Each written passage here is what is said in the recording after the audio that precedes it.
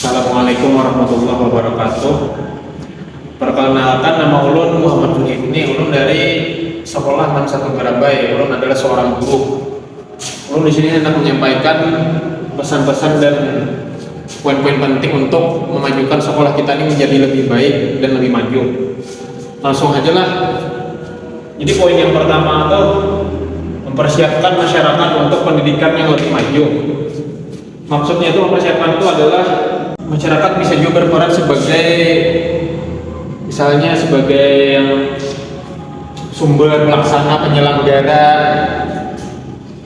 pengendalian mutu dan penggunaan dalam meningkatkan kualitas hasil dalam pendidikan, penciptaan suasana yang kondusif bagi pendidikan serta menghadirkan keteraturan sosial di masyarakat.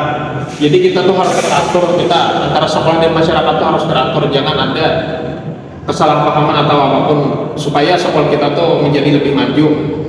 Misalnya di sekolah kita tuh jangan sampai ada hal-hal yang menyimpang agar masyarakat tuh juga mempunyai simpati lawan bukan kita nih.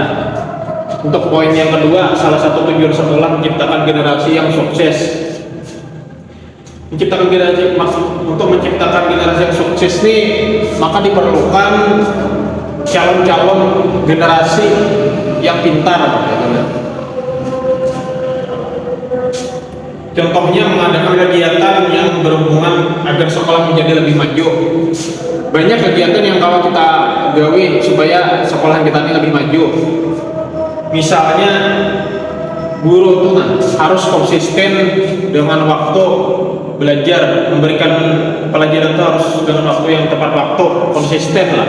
Jangan pindah terlambat-lambat terus. Habis itu pula memberi pelajaran itu sesuai dengan materi kita. Kita nih seorang guru BIC RPP, rencana pembelajaran.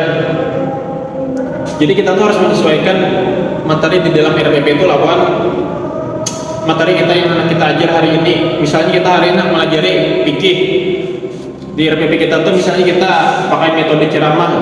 Jadi kita harus menuruti isi-isi dalam RPP itu, jangan sampai itu salah. Bila kita salah, itu artinya kita sebagai guru ada disiplin. Kayak apa kita hendak memajukan siswa-siswa, kita aja ada disiplin. Yang ketiga, lembaga pendidikan harus memiliki banyak koneksi untuk mencapai tujuan pendidikan sekolah. Maksudnya itu pendidikan itu kan faktor penting yang harus dikelola dengan baik, karena pendidikan meningkatkan segenap potensi peserta didik menjadi sosok sumber daya manusia yang berkualitas bagi bangsa. Misalnya banyak koneksi di luar itu, kayak kita tuh nanti isi hubungan sama organisasi di luar, ada masalah pelajaran supaya kita tuh maju, sekolah kita tuh lebih maju gitu. Jadi kita harus ada hubungan lawan masyarakat. Banyak koneksi di luar, misalnya masyarakat, misalnya lagi lawan organisasi terkait masalah sekolah di luar sana dan lain-lain. Yang keempat, kita harus mengikuti kursus-kursus pendidikan. Mengikuti kursus artinya kita tuh pacak bertemu orang-orang yang berisi minat yang sama. Misalnya kursus pendidikan masalah matematika, berarti kita di dalam kursus itu pacak bertemu orang yang besar atau juga matematika. Malahan bisa aja itu menjadi peluang biasa kita. Misalnya kita membuka peluang yang gana, kita jadi guru matematika atau guru apa, guru les, kan banyak itu di sana, di luar sana yang membutuhkan guru les agama, guru les pribadi lah, macam-macam. Poin yang kelima, mengadakan sosialisasi bersama orang tua atau wali murid. Nah, ini adalah poin yang penting juga, karena sosialisasi bersama orang tua atau wali murid itu penting benar. Alasannya karena keterlibatan kuitan itu adalah meningkatkan motivasi siswa untuk hadir di sekolah. Misalnya kayak anak-anak TK itu biasanya kan dia bilangnya kada digini kuitan jarang akan turun. Tapi kalau ada kehadiran orang tua, insya Allah motivasinya hendak belajar itu lebih dana. Dan juga kalau kuitannya melihati sikapnya atau ini kayak apa cara bersosialisasi di sekolah itu, kawanannya kada penyupan kalau dipepadani sambil jangan nakal inilah itulah. Lawan juga kesiapannya dalam mengikuti pembelajaran di sekolah. Lalu dia dapat kawan juga meningkatkan prestasi belajar.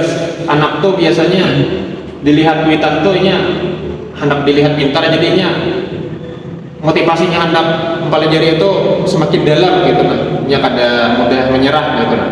Ada yang pasrah lawan nilai. Poin yang keenam, membantu masyarakat yang kena musibah. Nah, membantu masyarakat yang kena musibah ini banyak lah, misalnya contohnya banjir, kebakaran. Kita dari organisasi kesekolahan 4 juga membantu gitu, supaya kita tuh ada isi rasa simpati lawan masyarakat. Jadi masyarakat tuh memandang kita baik juga gitu nah. Jangan yang kada hiran-hiran lawan orang gitu. Poin yang ketujuh, kerjasama antara masyarakat dan sekolah. Nah, kerjasama masyarakat sekolah ini komunikasi yang paling penting antara sekolah dan masyarakat. Contohnya mengikut sertakan guru dan siswa dalam kegiatan masyarakat. Contohnya kan misalnya ada kegiatan sembahyangan ya, atau sembahyang berjamaah di langgar atau di masjid. Kita sebagai guru juga atau berdoa atau jadi imam kah. Jadi kita tuh akrab dengan masyarakat. Jadi bila ada apa-apa kita kawal manggil masyarakat. Lain yang bermusuhan dengan masyarakat. Nah, poin 8 ini penting juga, mengadakan kunjungan ke sekolah lain atau studi tour. Nah, studi tour ini kebanyakan sudah dilaksanakan mulai dari sekolah SD. Itu bagus. Selain bermanfaat besar ilmu, pada dasarnya studi tour juga bisa bermanfaat untuk meningkatkan kedekatan antara guru dan siswa, serta siswa dengan teman sebayanya. Lawan juga, bila studi tour itu insya Allah kita banyak dapat kawan dari sekolahan lain. Jadi kita bilanya ada apa-apa atau kita lagi kemana, kita kawas singgah di sekolah untuk melaksanakan kegiatan apa, sosialisasi atau apa, atau penyuluhan ke masyarakat diumpatakan juga. Itulah salah satu manfaat studi tour. Banyak lagi manfaatnya. Poin yang ke-9, mendengarkan saran dari masyarakat. Nah, ini yang paling penting poinnya. Kita harus mendengarkan saran dari masyarakat, karena jalan masyarakat ya kan nyaringan ya mikrofon ya bermusikan ya senam atau apa. Bila kita kada mendengarkan, otomatis masyarakat sarik lawan kita. Jadi lebih baik kita empat saran dari masyarakat, apapun itu sarannya, asal yang baik, yang positif. Kecuali saran dari masyarakat itu akan baik, misalnya oh ibu menikah main judi hajar di dalam kelas, nah itu bungo lamarannya, jadi kita boleh. Nah, poin ke-10, melakukan KBM di luar kelas. KBM itu kepanjangannya kegiatan belajar mengajar. Jadi kita tuh penting juga belajar mengajar di luar tuh, jangan yang di dalam kelas suara, terutama gesan kekanakan dan gesan remaja-remaja yang SMA lah, alias sudah buahnya itu pasti bosan belajar terlalu lawas dalam kelas, karena misalnya panas kah, memang atau apa, khususnya waktu-waktu siang hari. Alangkah lebih baiknya bila kita tuh mengadakan KBM tuh di luar kelas, contohnya ke lapangan, sambil minum jus, kita membahas misalnya apa, masalah biologi kah, geografi kah, kalau kita selanjutnya menyampaikan apa yang ada di alam kayak itu nah.